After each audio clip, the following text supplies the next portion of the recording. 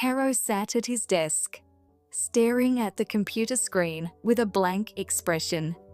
His office was cluttered with papers, and the low hum of his coworkers' conversations barely registered in his mind. Another day, another endless stream of emails and meetings. He felt invisible, stuck in a role that didn't excite him, where his contributions went unnoticed. Every time he thought about his career, frustration tightened around his chest. "I wish I could be like them," Taro thought bitterly, looking around at the colleagues who seemed to have it all: confidence, influence, and success. They were the ones who were always in the spotlight, always making the big decisions. He was just, well, Taro, the one who answered the calls and handled the paperwork.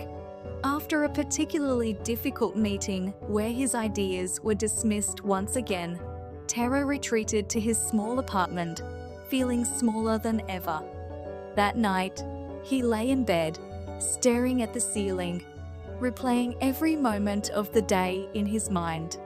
It wasn't fair. He deserved more. As the hours passed, his mind began to drift into sleep, and something strange happened. In his dream, Taro was no longer an office worker. He was a mighty king, surrounded by grand castles, loyal subjects, and wealth beyond imagination. He had the power to command everything, and the respect of everyone. But even as a king, he was not content. He gazed out over his vast kingdom and thought, what if I were richer, more powerful? Suddenly, he found himself as a wealthy merchant, laden with gold and treasures. He was admired by all, and everyone envied his wealth. But it still didn't satisfy him. What if I were the most influential person in the world? Taro wondered. In an instant, he was transformed into a mountain, a towering, immovable force of nature. Yet, even as the mountain, he felt a strange sense of dissatisfaction, as if something was still missing. Taro woke with a start, heart racing.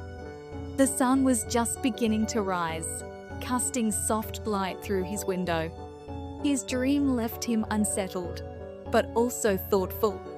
He sat up in bed and began to reflect on what had happened.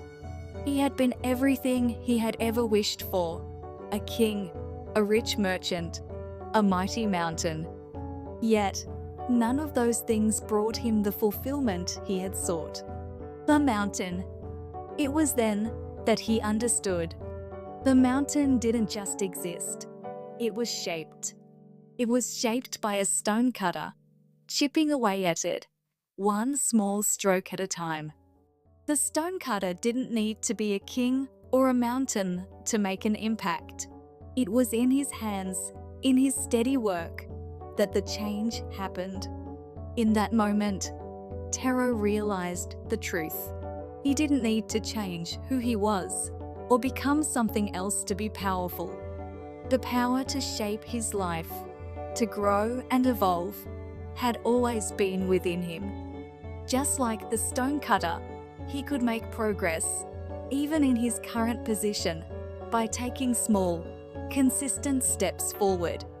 The next morning, Taro arrived at work with a new sense of purpose. Instead of feeling frustrated, he began to focus on his tasks with a renewed focus. He took time to improve his skills, learning new programs, attending seminars, and asking for feedback from colleagues. Slowly but surely, he began to notice changes. His confidence grew, and soon, others started to take notice too. Months passed, and Taro's hard work and dedication paid off. He was promoted to a role that better matched his growing skills and aspirations. His new position allowed him to take on more responsibility and contribute in ways he had never imagined. But more importantly, Taro had learned that true power didn't come from external accolades or titles. It came from within, from the small, steady actions that shaped his growth each day. And just like the stonecutter, Taro had learned that even the largest mountain could be shaped, one small stroke at a time.